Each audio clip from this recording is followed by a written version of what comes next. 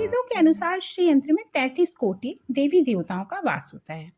यदि इस श्री यंत्र की विधिवत पूजा और उपासना की जाए, नियमित की जाए, तो प्राणी को सभी सुखों की प्राप्ति होती है। घर में कभी धन धान्य की कमी नहीं होती, घर आर्थिक रूप से मजबूत होता है। तो फ्रेंड्स, मैं इस वीडियो में आपको श्री यंत्र के बारे में विस्तार से जानकारी दूंगी कि यह श्री यंत्र की उत्पत्ति कहाँ से हुई है, इसका महत्व क्या है और इसकी पूजा उपासना कैसे करनी चाहिए, इससे वास्तु दोष का निवारण कैसे होता है।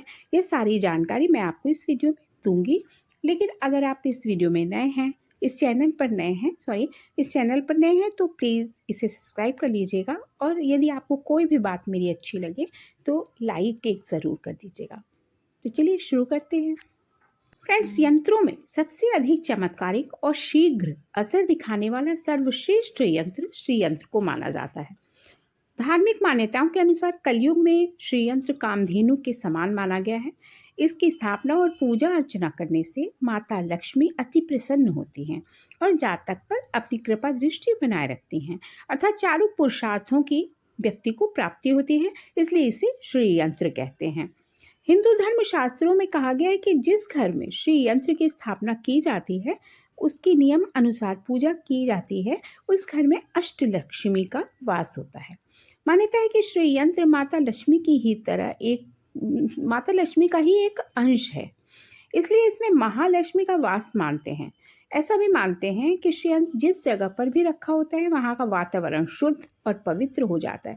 ऐसा होने से माता लक्ष्मी के आगमन में किसी प्रकार का अवरोध उत्पन्न नहीं होता है, इसलिए घरों में श्री यंत्र की स्थापना करना लाभदायक माना जाता है।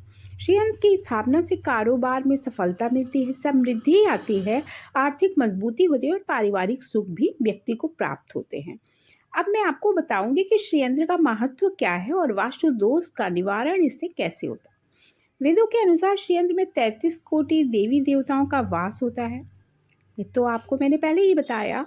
और विधिवत श्री यंत्र की पूजा उपासना यदि की जाए तो प्राणी को सभी सुखों की प्राप्ति भी होती है, तो घर में कभी धन की कमी नहीं रहती है।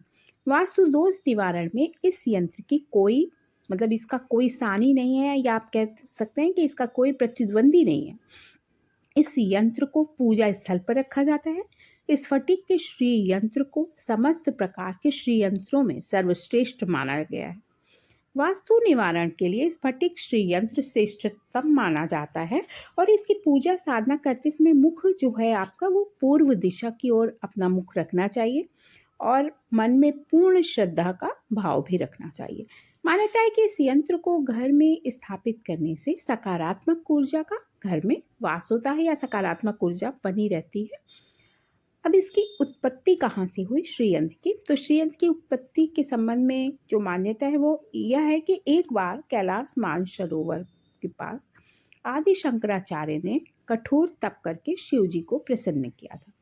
जब शिव जी ने वर मांगने को कहा तो शंकराचार्य ने विश्व कल्याण का उपाय पूछा। शिव जी ने शंकराचार्य को साक्षात लक्ष्मी स्वरूप श्री यंत्र तथा श्री सूक्त के मंत्र प्रदान कर दिए। पुराणों शास्त्रों में श्री यंत्र से जुड़ी एक कथा का भी वर्णन मिलता है। श्री यंत्र के प्रभाव के बारे में एक पौराणिक कथा है। एक बार लक्ष्मी जी पृथ्वी से अप्रसन्न होकर बैकुंठ धाम चली गई। परिणाम स्वरूप पृथ्वी पर अनेक समस्याएं उत्पन्न हो गईं। तब महर्षि वशिष्ठ ने भगवान विष्णु की सहायता से लक्ष्मी को मनाने का प्रयास किया, लेकिन वे विफल रहे। इस पर देवगुरु बृहस्पति ने लक्ष्मी को खींचने का एकमात्र उपाय श्री यंत्र बताया।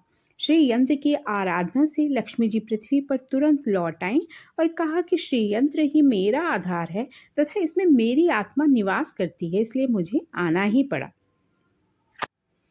प्रिय दर्शकों, यदि आपको मेरा वीडियो पसंद आया हो तो इसे लाइक कीजिएगा और शेयर कीजिएगा तथा मेरे चैनल को सब्सक्राइब भी कीजिएगा। अगले वीडियो में आपसे फिर मुलाकात होगी। तब तक के लिए नमस्कार।